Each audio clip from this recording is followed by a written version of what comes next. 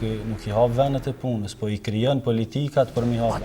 Even more importantly for us as a new and country which is in development, in relation to the economic development of our country. For Kosovo is being the latest in the process of European integration. Që prej ardhjes në krye të Ministrisë së Tregtisë dhe Industrisë, synimi ka qenë reforma e të bërit biznes dhe përmirësimi I Kosovës në indeksin e Bankës Botërore për të bërë biznes. Është për të pa pjesa që lidhet me AKP-n, me Agjencinë Kosovare të Privatizimit. Qeveria e Republikës së Kosovës është duke punuar në krijimin e ambientit sa më të favorshëm, edhe për investitorët e jashtëm, edhe investitorët e brendshëm.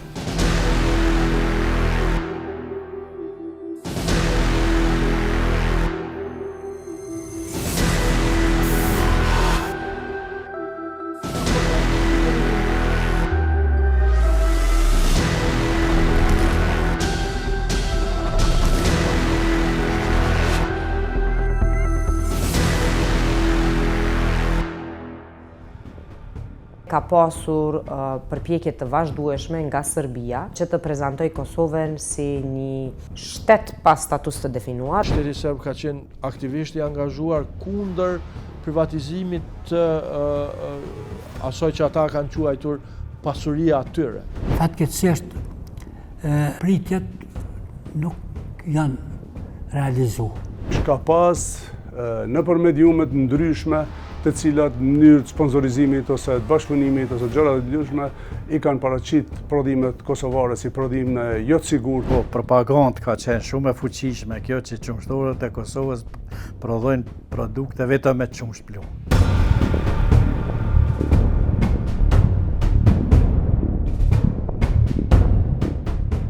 25 vite nga përfundimi I luftës, Kosova nuk ka arritur të barazohet në zhvillimin ekonomik me vendet e rajonit. Përkundër interesimit të madh dhe donacioneve ndërkombëtare, investitorët e huaj nuk u bindën masovikisht të investonin kapitalin në zhvillimin ekonomik të Kosovës. Në indekset globale, vendi rënditet më mirë se rajoni në sundim të ligjit, nivel më të ulët të korrupsionit dhe nivelet të larta të lirisë së medias dhe të demokracisë. Por, realitetin e këto mekanizma nuk është reflektuar në tërheqjen e investimeve të huaja, të cilat paraqesin një realitet tjetër. Kosova vazhdon të jetë vendi më I varfër I rajonit, me deficit të madh tregtar dhe punësim të ulët.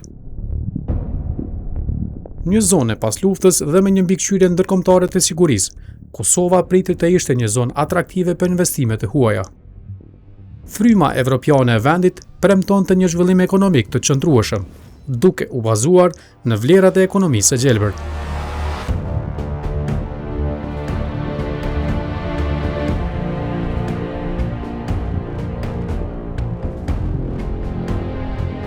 Kosova ishte pjesë e Ish Republikës Federative të Jugosllavisë, me një ekonomi shtetërore të planifikuar. Transformimi në demokraci u mundsoi shteteve të Ish Republikës Federative Jugoslave të privatizonin ekonominë dhe të rifunksionalizonin ndërmarrjet e ish komunizmit.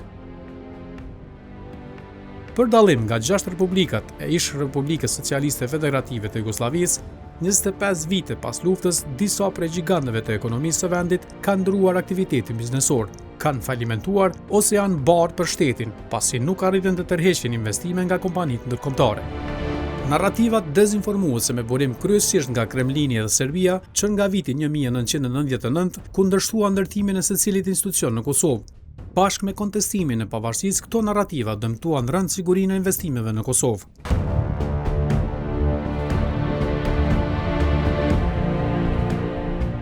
Task Forca e BE-s kundër dezinformimit identifikon dezinformatën ruse si njërin nga burimet e rrezikshme të dezinformimit në rajon, me qëllim kryesor dëmtimin e besueshmërisë në institucione dhe në vlerat e vendeve të cilat janë cak I dezinformatës.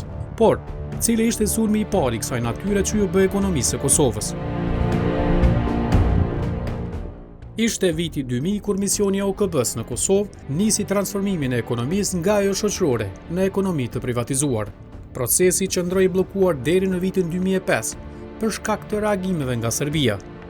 Miliona euro investuan për të promovuar shitjet e ndërmarrjeve kosovare në procesin e privatizimit, por reklamat deri në revistat e famshme botërore nuk mjaftuan. E shtyr nga Rusia dhe e përkrahur nga Serbia, dezinformatat sulmoi menjëherë procesin. Mjegulla e krijuar synonte të delegjitimonte procesin duke pretenduar në vazhdimsi që pronat shoqërore ishin në pronësi të Serbisë. Qindra deklarata e komunikata nga politikanët e influencerët e dy vendeve i dekurajuan investitorët, si rrjedhoi prona e nxjerrë në shitje u ble nga biznesmen lokal, të cilët nuk arritën të kthenin bindshëm namin e ekonomisë. Një fushat tjetër e dezinformatës dokumentohet në kredibilitetin e prodhimeve vendore dhe orientimin e ekonomisë së gjelbër. Pritjet nga procesi i privatizimit kanë qenë shumë të mëdha. Shumë të mëdha kanë qenë.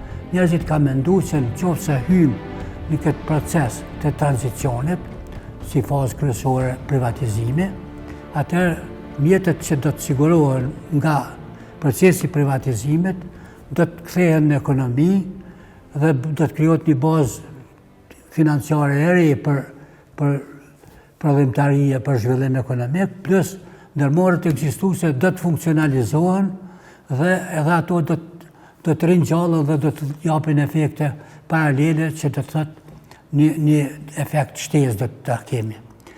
Fatkeqësisht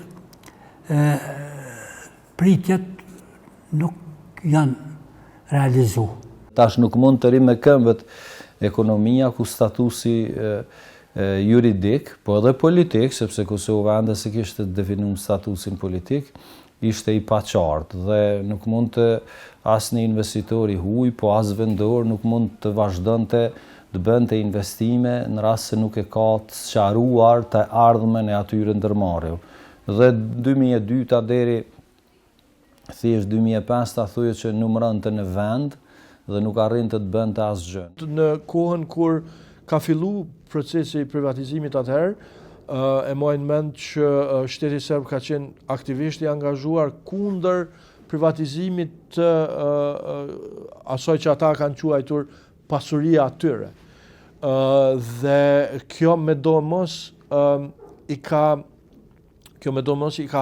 tremb investitor të serioz në vendet e Bashkimit Evropian, të cilët kanë pas interes për ato kompani dhe ka rezultuar që pastaj një pjesë e madhe atyve fabrikave të mos përfundojnë të jenë fabrika fare. Po, fatkeqësisht ka pas faza të ndryshme të valeve të dezinformimit ndaj proceseve të rëndësishme ekonomike, në veçanti atyre investive për Kosovën.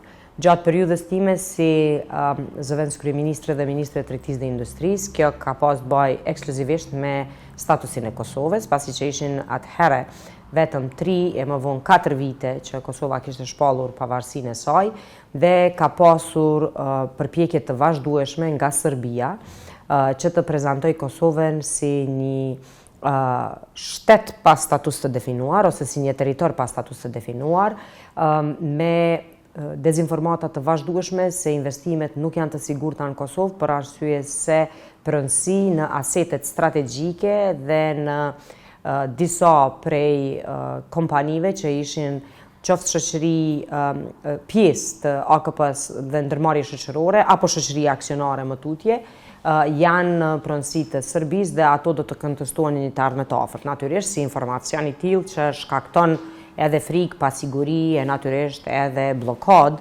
tek investitorët për të ardhur në Kosovë. Në 25 vite, qindra mesazhe dhe deklarata politike të cilat ngjallnin pasiguri juridike për privatizimin, arritën të krijonin një klimë pasigurie për investimet serioze në vend. Në ambientin e ngjashëm në Ballkan, të dhënat tregojnë që investimet nga jashtë janë disa herë më të larta, investimet në Serbi, Maltezi dhe në Shqipëri. Në kërkimet të thjeshta në internet dokumentohet se mesazhet kryesore të shpërndara në këto 25 vite pretendonin që ndërmarrjet në Kosovë ishin në pronësi të ndërmarrjeve dhe aksionarëve nga Serbia. Zyrtar nga qeveria e Serbisë në vazhdimsi pretenduan se ndërmarrja nga Kosova ishin në kredite të larta në bankat e Serbisë dhe kushdo që do t'i blente, do të blente borxhe të larta.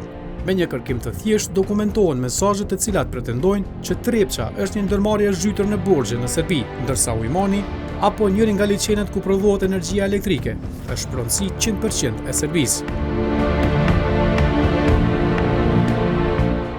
Unë besoj që në një ambient më të favorshëm ndërkombëtar, po edhe pa këto pengesat për cilat po flasim, edhe procesi i privatizimit në Kosovë ka mujt me prodhu rezultate më të mira se sa rezultatet të cilat janë prodhuar. Ballafaqimi ynë i parë ishte me letra të cilat Serbia i dërgonte drejt për drejt me informacione të sakta të gjitha kompanitë që shprehnin interesim që të vinin tek ne. Dhe pastaj në një bashkëkoordinim me ambasadën amerikane, përgjigja tek letra e Serbisë që drejtoi investitorëve erdhi nga vetë Departamenti i Shtetit. Do të thotë, nga brengat e kompanive që dërgonin tek ne, normal si institucione përfaqësuese të Republikës së Kosovës, ishin Departamenti i Shtetit që kthente përgjigje në raport me statusin e Kosovës, pronësinë e aseteve në Kosovë dhe sigurinë e projektit. Dhe që këto të trijat në një farë forme ishin si fakte që garantonin investitorët që mund të vinin në Kosovë. Njëra prej qëllimeve të dezinformatave është me ngjall frikë, me ul besimin në institucione, në procese. Dhe këto kanë qenë ato dy elementet kryesore që kanë ndikuar në procesin e privatizimit. E para është ngjall frikë prej reagimeve që kanë pas institucionet e Serbisë dhe ato të Rusisë për procesin e privatizimit, duke e kontestuar se kush është pronar i këtyre ndërmarrjeve që kanë dalë në privatizim. Përveç kësajna, e kemi pas edhe një valë të propagandës dhe dezinformatave që kanë qenë të brendshme. Kryesisht kanë ardhur për njerëzve të cilat i kanë pas të uzurpuar ato prova shoqërore dhe të cilat kanë shantazhuar dhe kanë dezinformuar se njerëz që futen në proces thjesht nuk kanë me mujt me i gëzu, nëse mujt me thonë ashtu këto prona, sepse i ka dikush tjetër në pronësi. Të dy këto elemente, të dy këto dezinformata kanë ndiku që shumë prej kompanive të mëdha mos me qenë të interesuar me ble disa prej aseteve më vitale të Kosovës. Një strukturë e organizuar dokumentohet si kishte penguar procesin e privatizimit në Kosovë, duke shpërndar dezinformata të cilat targetonin direkt investitorët potencial në Kosovë. Shpallja e pavarësisë nuk ndryshoi shumë gjendjen në terren. Statusi juridik i ndërmarrjeve shoqërore vazhdoi të jetë i njëjtë dhe si rrjedhoi investimet nga jashtë sërish u dekurajuan nga pasiguria edhe fizike. Në të kalumen shumë është folë për perceptime e për dyshime, por tash e kemi faktuar që jemi cak i dezinformatave ruse, kineze e serbe. Pra, synimi i këtyre dezinformatave cilët i kemi analizuar është që me paraqit Kosovën si zonë të krizës, si zonë ende të pasigurt, si zonë që ende statusi nuk e ka të zgjidhur. Përkundër që Kosova është shtet, është pjesë e shumë institucione ndërkombëtare, është e pranuar ndërkombëtarisht prej 120 shteteve, prapse numri i lajmeve të publikuara që dezinformojnë për statusin e Kosovës është i madh. Numri i lajmeve që dezinformojnë për situatën në Kosovë se gjendja është në pothuajse në prag të luftës, po ashtu është i madh. Dhe këtu kanë qenë ato synimet po ashtu të dezinformatës, në mënyrë që me portretizu Kosovën si vend luftës që asnjë investitor mos me ardhë. Për shkak se ne e dim që një investitor para se me ardhë me investu paranë e tyre e sheh nëse eventualisht vendi është i sigurt dhe nëse paratë e tina jo që i humbin, po arrin me e fitu. Dhe nëse ka kaq shumë lajme të rreme që publikohen nëpër mediat e huaja, atëherë kjo ka ndikuar që një pjesë e investitorëve thjesht mos me ardhë në Kosovë me investu. Gjitha këto dezinformata kanë synu me ngjall frikë tek investitorët, në mënyrë që mos me ardhë dhe mos me investu në Kosovë. Dhe dëshmia që këto dezinformata janë duke vazhduar edhe sot e tutje është studimi i fundit që e kemi bë dhe kemi publiku, që tregon që për vetëm 56 ditë janë publiku me shumë se 350 dezinformata në mediat ruse të kontrolluara prej Kremlinit. Shumica e tyre po ashtu vazhdojnë me pas cakun dhe dezinformatat dhe me i shty narrativat që i kanë shty prej kohësh, që Kosova është e pasigurt, që NATO dhe qeveria e Kosovës po synojnë për ndjek serbët, pra thjesht vazhdojnë me insistu për me ngjall frikë tek investitorët, tek njerëzit dhe për me e paraqit Kosovën si vend të pasigurt. Ne folëm për pjesën ekonomike, ne kemi pas çështjen e luftarëve të huaj në Siri, ku është provuar që të portretizohet Kosova si një vend fetar, islamik, etj. Do thotë ka qenë pjesë e punës time të përditshme që ta luftojmë këtë narrativ. Dhe unë gjithmonë kam besuar që arma më e fortë për me luftu narrativen ka qenë që të sigurohem që sa më shumë njerëz e vizitojnë Kosovën. Shumë prej informacioneve të rreme të publikuara kohë më parë vazhdojnë me qenë të qasshme në internet. Për shembull, nëse hyn në Google dhe e kërkon për cilësinë e tokës së Kosovës, juve komi shfaq një shkrim i cili thotë që toka e Kosovës është e helmuar. Pra në tërësinë e saj. Dhe kjo ka qenë një dezinformatë e publikuar në atë kohë, ishte demantuar po ashtu prej institucioneve ndërkombëtare dhe vendore, po ashtu ishte konstatuar që edhe si studim, edhe si konstatim është e pamundur me ndodhë, sepse nuk mundet me qenë gjithkohë toka e Kosovës e helmuar, por studimi kishte folur vetëm për zona shumë specifike, cilat kanë qenë afër industrive të caktuara dhe po ashtu gjitha demantet që e mbojën publiku, po sot shkrimi që shpërndon dezinformata është i qasshëm, fatkeqësisht mendimin e inteligjencës artificiale i njëjti është përkthyer në gjuhë të ndryshme të botës dhe thjesht mediat nuk e marrin mundin me hek një dezinformat dhe me permisu nëse kanë bo gabim në të kalumen. E trashëguar me shumë paqartësi, ekonomia e komunizmit nuk arriti të ringritet në realitetin e Kosovës. Në ndërkohë, baza tjetër e ekonomisë së vendit, bujqësia, u godit rënd nga pretendimet të rreme, se toka ishte e helmuar nga ndotja dhe mbetjet e bombardimeve të NATO-s. Mira prodhime mediale, pa asnjë bazë, shpërndan narrativen se zona ishte e ndotur dhe prodhimet nuk mund të konsumohen. Po të kishin qenë kushtet pak më ndryshe, edhe mos të kishte pas propagandë vazhdueshme që nga pas lufta deri tani, kompanitë vendore do të kishin qenë shumë më të mëdha. Një prej kompanive që do të kishte qenë shumë më e madhe do të kishte qenë edhe kompania ime. Mirë, po propaganda vazhdueshme ka bërë që popullata të hezitoj të blej prodhime vendore. Edhe ka bërë që popullata, konsumatori vendor, tjetë në gjendje të paguaj shumë ashtën për një produkt të importuar, se sa për një produkt vendor.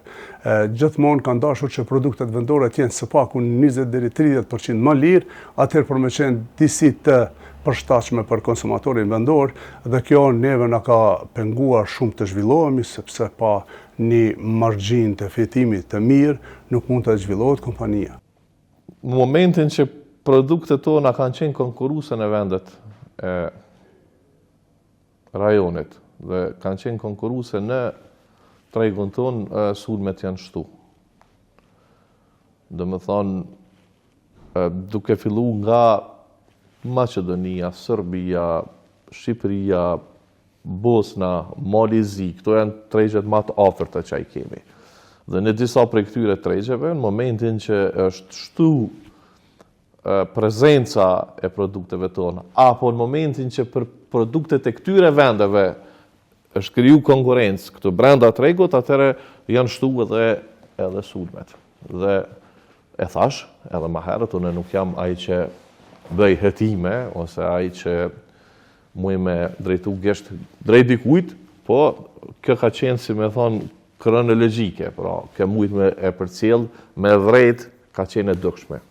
Vazhdimisht ka pas në për mediumet ndryshme të cilat në mënyrë të sponsorizimit ose të bashkëpunimit ose gjëra të ndryshme i kanë paraqit prodhimet kosovare si prodhime jo të sigurta, jo të mira, jo cilësore, për çdo produkt kosovar që ndoshta i ka skaduar fati ose ka dalë një produkt i prishur, është bërë propagandë e madhe, ndërsa Strategjia kryesore e dezinformatës në ekonomi ishte ulja e besimit në cilësinë e produkteve, me resurse të ulta në marketing dhe eksperiencë të ullët. Për të përballur me dezinformatat, prodhuesit vendor u nxorën në tregun e egër në të cilin prodhimet e tyre u sulmuan me propagandë që ulte besimin në kualitet. Banor ta them të drejtën të këtij shteti, gjithmonë e kemi bindjen ende se produktet që vijnë nga importi janë më të mira, më cilësore, se sa produktet që i prodhojmë ne. Do me thonë, ende se dinë ata se sa jemi na të zhvilluar në aspektin e prodhimtarisë vendore. Nuk e di se s'kemi qysh me informue, vetëm nëpërmjet televizioneve, po televizionet për shembull na vizitojnë më rrallë. Edhe s'ka ku me të pa ty një konsumator ku përgatish prodhimin. Në qovë se televizionet nuk vinë me i qizrua, me pa procesin e prodhimit e kështu me radhë. Unë në shumë herë në media kom thonë kësisoj, e thome dhe sot. Nuk ka prodhim vendor veç buka, ushqimi. Se na bukën e kemi prodhim vendor. Aty nuk shkruan as plamur Serbia, edhe pse mund të marrë milli, tiku 33% e millit vjen nga Serbia, por në bukë shkruan plamur i Kosovës. So pjek o përgatito. Pra, a ka gjetë kush bëhen në bukën e Kosovës? Jo. Apo gjenë kush bëhen në qumshtin e Kosovës? Jo. A gjenë kush bëhen në birën e Kosovës? Jo. Pra, ma shumë është përfol në një farë forme që prodhimet e vendit nuk janë të nivelit të ndërkombëtar. Edhe mos të harrojmë, parasysh se niveli ndërkombëtar është 100 vjet para nesh. Ka një teknologji tjetër, por që sa i përket shëndetit dhe përdorimit për ushqim, është i mjaftueshëm.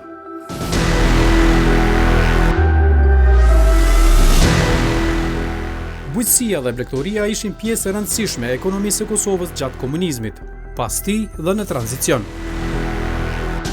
Dy veprimtarit u goditën me dezinformata që ulin skajshmërisht besimin në cilësinë e produkteve përkundër faktit që disa nga produktet kishin certifikata ndërkombëtare dhe eksportoheshin edhe jashtë vendit.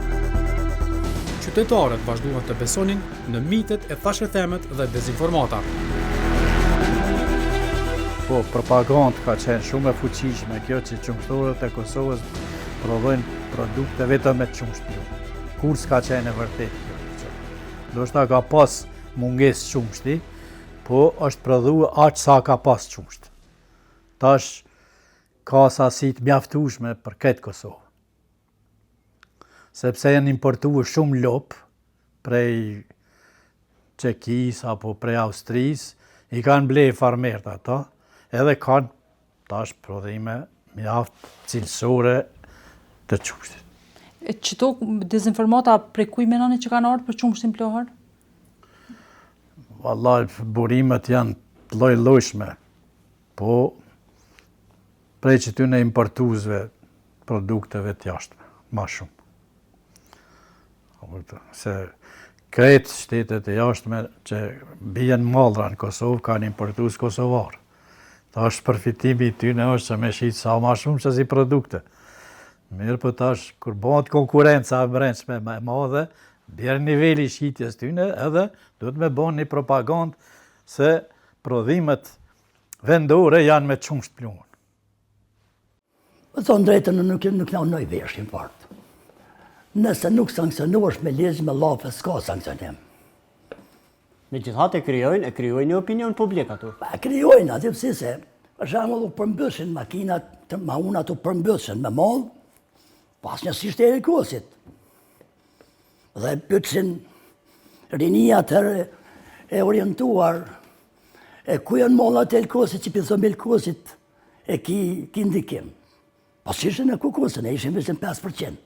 Pastaj ne kemi thonë, ne jemi përfaqësues të firmave ndërkombëtare që prodhojnë në shtetet fqinje. Na nuk kemi kundër gjermanëve. Nëse gjermanët kanë qelë një kompani në Serbi, është aftësia e serbëve që e kanë thithë atë investim. E dobësia jona që nuk e kem thithë. Nuk jam tash në hetus, nuk jam as personi i cili muj me e drejtu gishtin drejt dikujt, po besoj që kjo ka qenë evidente për shkak se na është përsërit me vite, domethënë e kemi luftu vazhdimisht. Dhe kemi pa në televizion, kemi pa në media të tjera, kemi pa gjithandej. Dhe prapë tham, domethënë këtë garën e pa barabart, ku dikush vjen importon pa standarde, kur dikush vjen bën çmime dumping, kur dikush vjen edhe ushqen propagandë, produktet tona janë marginalizuar pasaj dhe me shumë shtirësi e kanë gjetë veten në treg. Kemi pas shumë dezinformata sa i përket prodhimeve të Kosovës. Fillimisht kemi pas dezinformata që thjesht tentojnë me ngjall frikën, tentojnë për me çu mesazhin tek blerësit e rajonit, tek qytetarët që thjesht nuk janë të sigurta për të konsumuar. Normalisht ju kanë qenë errem dhe prodhimet e Kosovës janë dëshmuar që janë të sigurta për të konsumuar dhe janë të cilësisë së mirë. Megjithatë, fushata dezinformuese ka vazhdu edhe nga prodhuesët e rajonit, të sponsorizuar prej tyre, duke thënë që thjesht toka e Kosovës nuk është e mirë, duke thënë që prodhimet e Kosovës nuk janë të mira, në mënyrë që thjesht më ul shitja e këtyre prodhimeve të Kosovës në vend të rajonit, por po ashtu synimi i tyre ka qenë i qartë, sepse vendet e rajonit, prodhuesit e rajonit e kanë pa Kosovën vetëm si treg, ku i kanë shit produktet e tyre dhe thjesht kanë dashur me eliminu konkurrencën edhe në vendin, pra në Kosovën tonë. Një aspekt tjetër sa i përket dezinformatave kanë qenë çmimet e lira që janë ofruar për tregun e Kosovës. Nëse flasim prej 2000 e këndej, na mundemi me konstatu, me analizu që ekonomia në vitet e 90-ta për shkak se regjimi Milošević i largoi gjithë shqiptarët ose pjesën më të madhe thënë më saktë nga puna dhe qytetarët disa migruan, disa ju kthyen bujqësisë për me mbijetu. Dhe bujqësia në vitet e 90-ta ka qenë jashtëzakonisht e zhvilluar në Kosovë. Kjo ka ndikuar që në vitin 2000 na me hy me kogja shumë edhe përvojë, edhe njohuri për punën e bujqësisë. Megjithatë, ajo që kemi parë në 2000 tutje, kemi parë një farë fluksit të importit të madh të mallrave prej vendeve të rajonit, e cilat kanë ardhur me çmime shumë më të lira se sa vetë prodhuesit arrinin me qitë në tregun e Kosovës. Dhe këto çmime që shpeshherë për dyshimin tem kanë qenë edhe çmime dumping, pra çmime nën vlerën e tregut, e kanë pas synimin e qartë, me dekuraju njerëz që më marrë me prodhim, me u dekuraju njerëz që më marrë me pas lëp në shtëpi, më marrë me bashkë, në mënyrë që thjesht na me i ble produktet e rajonit. Kjo e ka arrit suksesin e vet, për shkak se ne dim që prodhimi i Kosovës ka filluar me u ngjall tek pas vitit 2010, kur qeveria e Kosovës ka filluar me dhënë subvencione për bujqësi dhe thjesht e kemi pa që ka filluar me u ngjall prodhimi. Kur ngjallet prodhimi fillon pak me ra importi, fillon pak me pas eksport, pra i kemi pa ato elementet pozitive të këtynve subvencioneve. Megjithatë, ajo që duhet me thonë është që efekti i dezinformatave është mri, qoftë edhe përmes dezinformatave që kanë ardhur prej Kinës, cilat nuk e sulmojnë prodhimin e Kosovës, po thjesht synojnë dhe vinë me çmime jashtëzakonisht të lira, në mënyrë që prodhuesit tonë mos me marr mundin hiç me prodhu diçka një produkt që me konkuru diçka që vjen nga Kina. Propaganda ju që e cekët më parë, njerëzit i ka shkyq. Kërkush nuk pyetën në Kosovë se filon firma që i bjerë disa konzerva në Kosovë, ose që bjerë mish në Kosovë, ku e merë mishin. Kërkush të pyetën për ata? Ata, për firmat vendore, jo, kjo e merë mish në Brazilit, kjo e merë mish në Rumunisë, kjo e merë kjo... Do më thonë, gjdo kund të vend një pikë pyetjet madhe se edhe ato firmat e Evropës marrin mish Brazilit. Edhe firmat e Evropës marrin mish të Rumunisë. Ne gjithmonë kemi pas këto paragjykime, sidomos për mishin nga Brazili. Për me shpjegu ma mirë, ndoshta te para publikut, është më rëndësi dihet që ne lejojmë importin e produkteve nga Brazili, mishit konkretisht, vetëm nga ato fabrikat që janë të lejuara për Bashkinë Evropiane. Do të thonë ato fabrikat cilat mund të lejojnë, që mund të eksportojnë në Bashkinë Evropiane, ato të njëjtat mund të importojnë edhe në Kosovë. Do të thonë një mish në tregun e Kosovës, i cili është nga Brazili, është i njëjti mish i cili hyn edhe në Bashkinë Evropiane.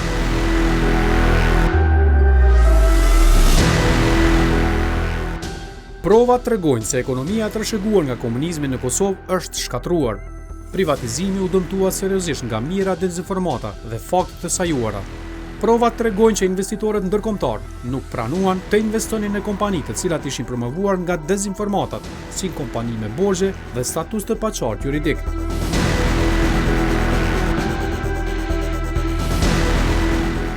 Investimet e tjera në dezinformat dëmtuan rënd imazhin e prodhuesve vendor. Rreshëm toka u shpallë e helmuar e produktet edhe të certifikuara bujqësore u shpallën të kontaminuara. Burimet shumëta konfirmojnë se investimi për të prodhuar dezinformata për prodhuesit vendor ishte i lartë. Fatkeqësisht, të dhënat tregojnë se dy investimet, edhe ai për të dëmtuar privatizimin, por edhe ai për të dëmtuar besimin në prodhuesit vendor, patën sukses të lartë. Krahasuar me rajonin, Kosova ka deficit në zhvillimin ekonomik dhe në punësim. Si vendin me pro-integrimeve në rajon, Kosova është dëshmuar se është cak i dezinformatave edhe në integrimet evropiane. Si rrjedhoi koncepti i ekonomisë së gjelbër kundërshtohet ende pa u nisur në vend.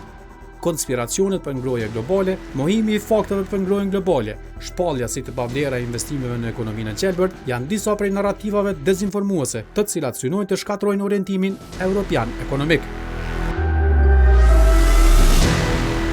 Është e qartë, ose njerëzit janë të paguar për të shtyr një dezinformat, ose thjesht nuk e kuptojnë një pasojën e një dezinformate që e shtyn. Kështu ka ndodhur edhe me politika që synojnë me mbrojt ambientin dhe synojnë me promovu një ekonomi të gjelbert, për shkak se ajo që kemi parë edhe në vendet e Evropës, por edhe në Kosovë, është që dezinformata ruse e ka pas cak politikën e gjelbert e cila ishte promovuar dhe vazhdon të promovohet prej Bashkimit Evropian, për shkak se ata synojnë me shit edhe naftën edhe gazin e tyre në tregun e Evropës, dhe këto dezinformata shpeshherë na kanë rri edhe në Kosovë, dhe na plot njerëz i dëgjojmë dhe i shohim duke thonë që thjesht nuk besojnë në efektet e ngrohjes globale, dhe kjo normalisht është për t'u habitur, për shkak se ne qysh sot kemi filluar të shohim disa prej atyre efekteve, për shkak se shohim vërshime të shumta, shohim shira të rrëmbyshëm, dhe normalisht që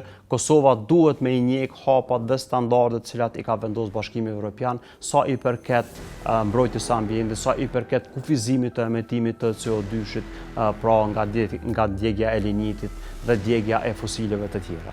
Ngrohja globale edhe efektet e tyne po ndihen në mënyrë të vazhdueshme. Edhe pjesa shkencore, e cila në mënyrë sistematike dhe globale ka konsenzus të përbashkët në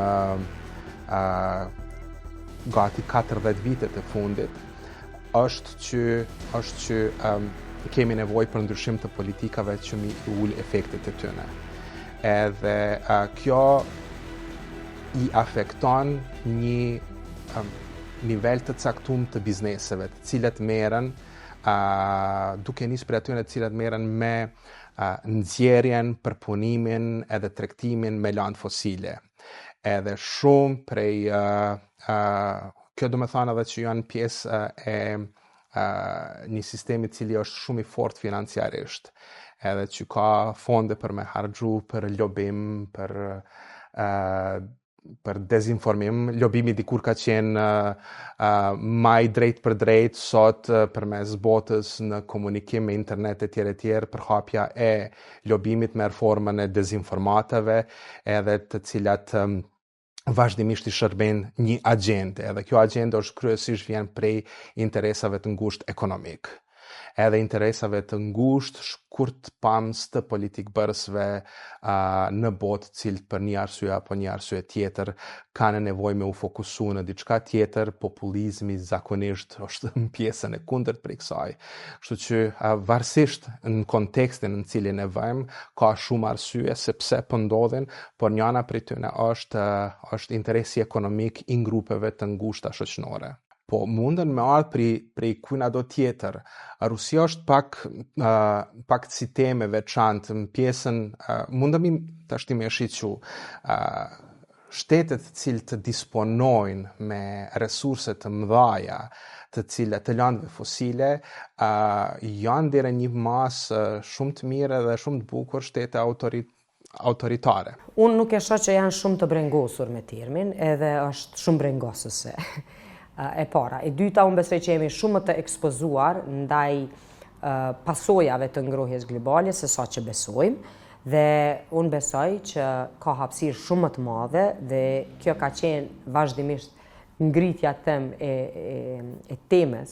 E besoj që nuk e ka fokusin ende të dur, edhe nga pozita aktuale në Kosovë, që duhet secili plan zhvillimor për të ardhmen prej strategjisë energjisë, strategjisë zhvillimit, të bazohet në parametrat e qasjes miqësore ndaj mjedisit. Nuk po arrim që të sjellim në fokus primar, që të mund të besojmë se edhe zhvillimi, edhe kreativiteti, edhe inovacioni mund të gjitha paralel të zhvillohen në një hap të përshpejtuar, duke qenë miqësor ndaj mjedisit. Jo domosdoshmërisht duhet të zgjedhemi midis zhvillimit dhe ruajtjes normave mjedisore. Se ky është perceptim i gabuar që sot e dëgjon tek njerëzit. Pse ne të kujdesemi për ngrohjen globale ose për mjedisin, kur vendet tjera zhvilluara e kanë kryer moti këtë me praktika që e kanë shkatruar mjedisin, që ne po e paguajmë, e pse e ne kemi mbetur ende të pazhvilluar. Dhe kjo është një farë forme, si themi, retorike vazhdueshme, e cila mundohet të mbuloj shumë projekte tjera pastaj që nuk e kanë asnjë standard mjedisor. Besoj që ka shumë hapësirë edhe për zhvillim, edhe për rritje të GDP-s, edhe për kreativitet e inovacion dhe zhvillim të degëve të reja industriale në Kosovë, duke u bazuar në ekonominë qarkore, në reciklimin, në politikat mitësore, mjedisore. Mbetem idhëtare kësaj përkundër që globalisht nuk kemi në trendin pozitiv të kësaj, por unë besoj që kjo është e vetmja, e ardhme, e qëndrueshme për gjithë njerëzimin e gjithashtu edhe për një vend të vogël siç jemi ne Kosova. Është e habitshme që kemi njerëz që dalin në rrjetet sociale dhe flasin diçka për cilën as nuk dinë dhe as nuk i kanë faktet. Shohim plot njerëz që nuk kanë kur farthirje akademike dhe dalin folin për ngrohjen globale, dalin folin që ngrohja globale është rënë. Në ndërkohë kemi institucione ndërkombëtare, kemi shtete të fuqishme, studime të shumta që tregojnë që ngrohja globale po vjen. Ne kemi parë shumë narrativa dezinformuese, i kemi identifikuar me dhjetra të tilla nëpër vite, cilat tregojnë që ato kanë qenë të rreme dhe thjesht është një grup i njerëzve që shpërndan dezinformata dhe cak e ka thjesht mos me ul besimin tek studimet, tek shkenca që tregon që ngrohja globale po vjen. Tash te kjo pjesa e konspiracionit se ku i shkon përshtati, mundet t'ju shkoj përshtati atyre të cilët nuk dëshirojnë të investojnë në mjedis. Këtu nuk po flas vetëm për politikë bërësit, mirë po edhe investitorët e mëdhaj të industrive të mëdhaja. Për shembull, nëse shkon edhe flet me një person i cili merret me termocentrale apo është investitor i termocentraleve, natyrisht që ai nuk e beson teorinë e ndryshimeve klimatike dhe e merr si një pjesë që është teori konspirative dhe ka ardhur, domethënë është duke u bërë greenwashing në një farë forme, kështu që tash kjo industria tjetër që është me panele solare, me energji të erës apo me hidrocentrale, po një farë forme po bën teori konspiracioni lidhur me investimet në këtë drejtim. Kështu që varësisht kënde pyet, edhe e kthen përgjigjen në këtë formë. Po kryesisht është sipas industrisë të cilët ata punojnë ose e mbrojnë, edhe e besojnë apo se besojnë. Globalizim shtetet, forca e shteteve deri dikun edhe mbi vlerësohet krahasim forcës së firmave të ndryshme, konglomerateve të ndryshme, të cilat kontrollojnë resurset natyrore, edhe kjo shkon përtej politikave të një shtetit apo të një grupi të shteteve. Kështu që kemi raste kur disa firma faktikisht janë shumë më të forta se sa shtetet shumë prej shteteve perëndimore sa i përket ndikimit e tjerë. Kemi vende të cilat janë eksploatu në bazë të resurseve tyre natyrore dhe sot kur i shohim sidomos në Afrikën e Jugut e tjerë, jo në Afrikën e Jugut së shtet, po në pjesën e Jugut global, ku vendet të cilat janë me pasuri të madhe ndaja natyrore janë faktikisht ndër më të varfëra në botë, nga se eksploatimi është bërë për interesa ekonomik të ngushtë e jo për interesa shoqërore, qysh edhe zakonisht edhe shitet ajo. Kështu që është lufta për resurse, edhe është lufta që kush mundet atëherë me i rujt ato resurse. Një anë tjetër është edhe pjesa që ka të bëjë me ndryshim. Unë besoj që shumë prej këtyne firmave cilët e kanë të fokusum, cilat janë fokusum në profit, mund me pas profit edhe nëse ndryshojmë mënyrën edhe të punës, nga burimet fosile me dalë në burimet të ripërtrishme, nëse i fut të ato pare në qëndrueshmëri, atër kishme pas një efekt plotësisht tjetër, i cili edhe ekonomikisht është më profitabil, jo vetëm për ta, po edhe për të tjertë. Në këtë, për me ndryshu krejt kjo duhet kohë, edhe në evolucionin normal të aktiviteteve të njeriut, kjo kishte vjen vetvetiu, po për shkak të urgjencës klimatike, edhe urgjencës që me ndal nivelin e ngrohjes në globale, atër kemi nevojë për politika, edhe zbaktimi këtyre politikave nuk vjen natyrshëm të njerëz. So është restriktive për shumë sene, duhet me ndryshu mënyra e të jetesës për shumë, jo vetëm e punës të bizneseve. Unë nuk besoj që dikujt prej Kosovës i konvenon që Kosova mos me investu në mjedis, mirë po thjesht nuk shihet si prioritet, ose nuk ka mjaftueshëm njerëz të cilët besojnë se mjedisi ndikon në shumë sfera të jetës. Prandaj ndoshta duhet që ne si aktivista, si profesionista, ma tepër të vëjmë në vëmendje të gjithë qytetarëve që mjedisi është primar, mjedisi është kryesor, sepse ndikon edhe në fusha tjera, po gjithashtu edhe gazetarët e luajnë një rol shumë të rëndësishëm këtë fushë, kështu që mendoj që duhet të ketë sa më shumë emisione dhe sa më shumë fushatave disuese edhe prej medjave, po edhe prej nivelit qendror dhe lokal për mjedisin përgjithësi, që edhe qytetarit të vetëdijsohet në farë forme, që nëse e hudh një mbeturin apo nëse e hudh një materie kimikate të dëmshme në lum, ajo nuk ka asnjë profit për mjedisin, po as edhe për atë vend, kështu që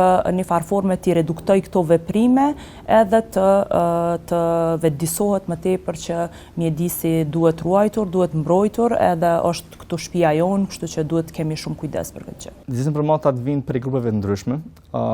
Fatkeqësisht në disa raste edhe nuk kemi grupe interesit specifikisht, po kemi edhe grupe që vetëm fillojnë me besu diçka në mënyrë absurde. Kemi konspiracione që ta zemi energjia solare apo paneli solar po shkakton kancer apo është shumë i dëmshëm, ka radiacion, sikurse nëse e moni mend gjatë kohës pandemisë, filluam me fol për si antenat 5G që janë shkaktar të pandemisë. Kemi edhe grupe që në fakt nuk kanë ndonjë propavi interesi të caktuar, mirë po vetëm është një lloj besimi absurd tyne për një temë dhe mbahen mbi atë temë dhe pastaj ka një efekt kaskade dhe të mendimit, sidomos kur ata njerëz apo ato grupe specifikisht përdorin mediat apo instrumentet ndryshme, media sociale për të përhap lajmin e rrem. Konspiracionet për ngrohje globale, mohimi i fakteve për ngrohjen globale, shpallja si të pavlera e investimeve në ekonominë e gjelbërt, janë disa prej narrativave dezinformuese, të cilat synojnë të shkatrojnë orientimin evropian ekonomik. Ka shumë pasaksi dhe dezinformata që publikohen, mirë po i kisha veçu disa prej tyre sa i përket termeteve.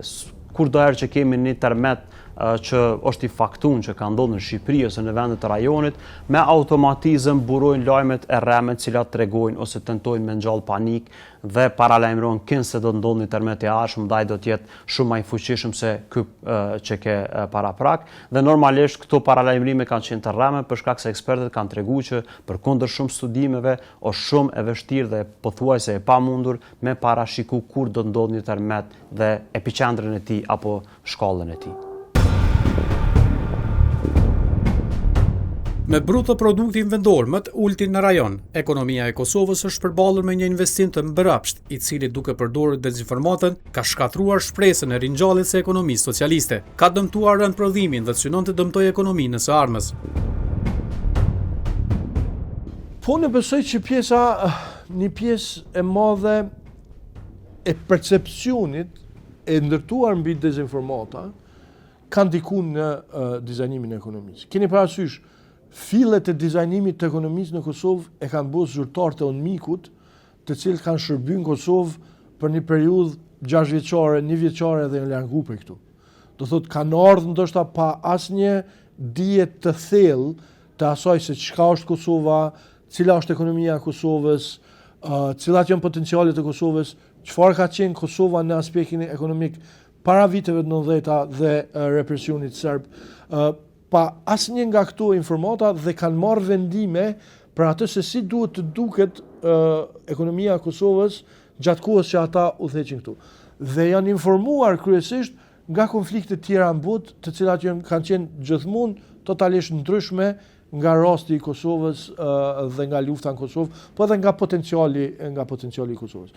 Prandaj, duke mos e pas besimin të ndikuar nga dezinformata që Kosova ka kapacitet zhvillimit ekonomik, kanë dizajnuar një sistem i cili u bazu fillimisht dhe pastaj fatkeqësisht për një kohë gjatë plotësisht në tregti. Neve na u dash, si të them, si institucionet Kosovës asoj kohë, të bën impresion dhe të kërkesa kryesisht të qeveria e Shteteve të Bashkuara. Unë personalisht kur isha në lutjet mëngjesit në shkurtin e 2005-s, kërkova takim Departamentin e Shtetit dhe u ankova me atë që ishte qëndrimi i qeverisë të Kosovës, si ekonomia e Kosovës po mbahet peng e një agjencioni i cili s'është efikas fare, për shkak se atë agjencion e udhëheste një Gjerman, Nikola Lambsdorff, dhe një Maria Fuji ishte po ashtu një drejtore ekzekutive.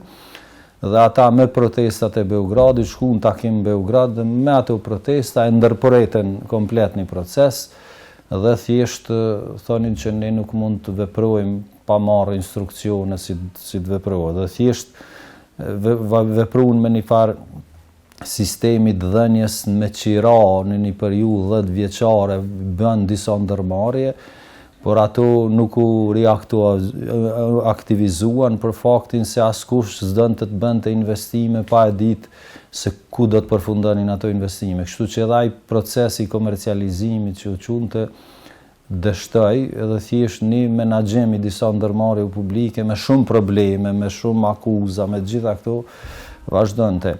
Dhe ne kishim një përshtypje si pjesa evropiane që e kishte përsipër shtyllën e 4 të mikut për ekonomi, nuk po e bën detyrën si duhet dhe u ankuam te amerikanët.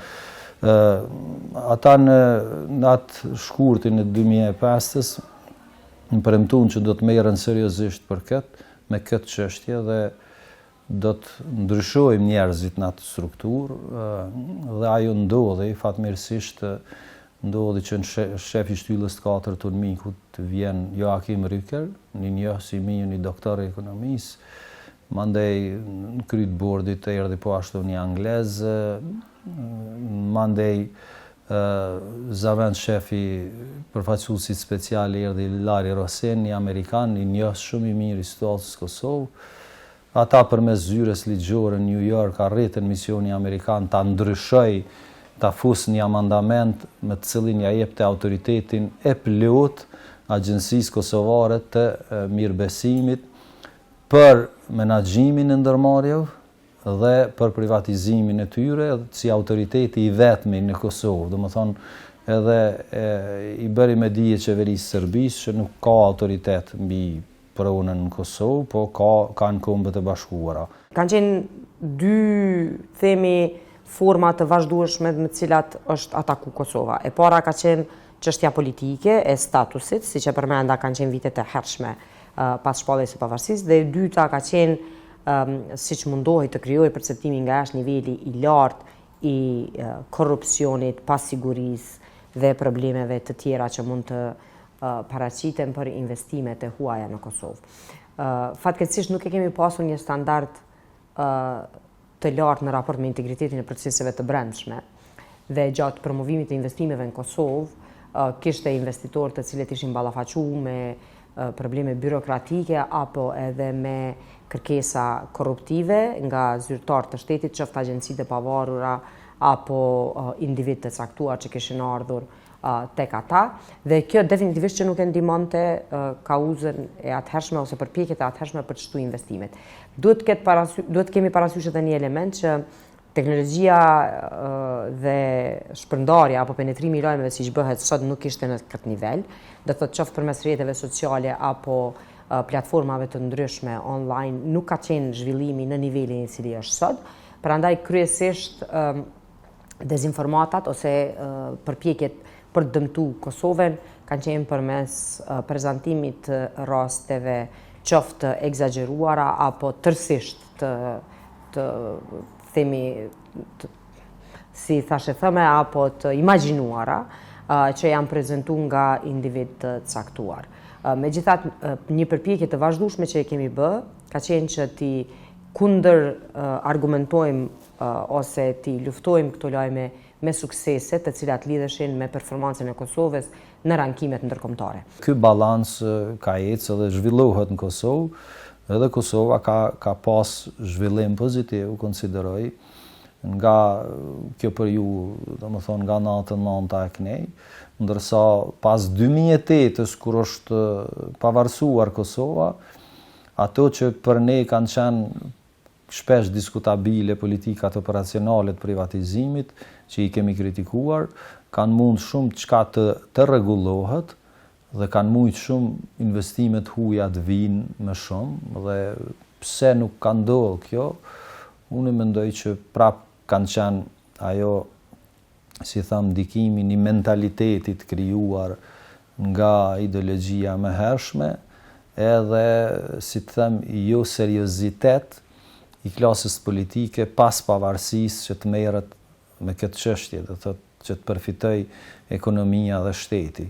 Se në rast se ne atëherë nuk kemi pas ndikim i ndryshuar këto politika, se çdo herë na thonin do ta marrim miratimin e New Yorkut, atëherë pas pavarësisë agjencioni ka qenë 100% në duart e kosovarëve, domethënë qeverisë të Kosovës, respektivisht parlamentit, dhe tash njerëz dihet kush kanë qenë, si e kanë udhëheqë, dhe unë mendoj që kanë mund të bëjnë shumë më mirë, që të përfiton ekonomia, sepse statusi politik u zgjodh, u pa që Serbia nuk e fitoi betejën lidhur me pronën, edhe tash prona ishte e Kosovës, por Kosova mendoj që nuk diti ta menaxhoj si duhet këtë proces. Ka pas vazhdimisht një tip propagande, e cila këtu na ka dëmtu, sidomos në brenda vendit, domethënë në tregun e brendshëm. Kjo propagandë ka pas një frazë: produktet vendore nuk janë cilësore. Ma shumë ka qenë një percepcion i cili është ushqy, se sa që ka qenë një realitet faktik.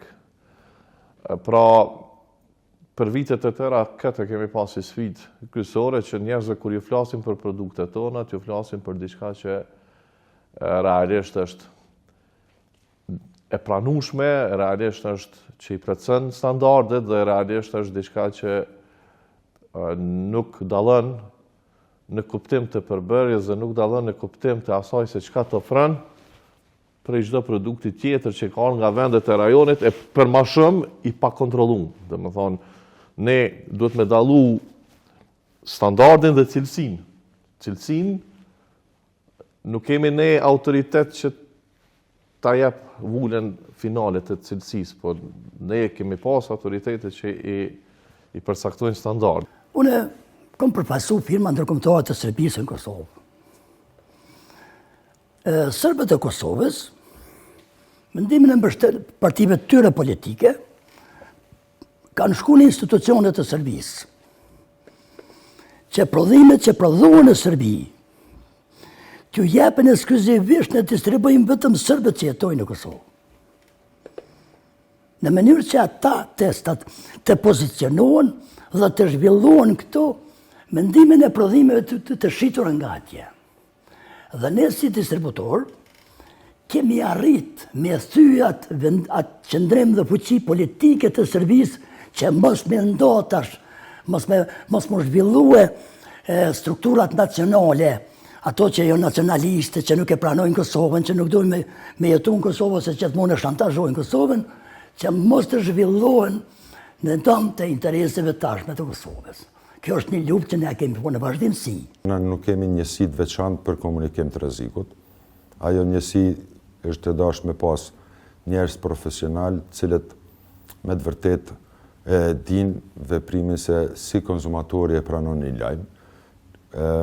Vetëm me zyrtari cili është për media ose zyrtar për informim, nuk është e mjaftueshme që lajmi të plasohet me rregull. Edhe pse ne mundohemi që përmes deklaratave ta njoftojmë konsumatorin gjithmonë për situatën reale.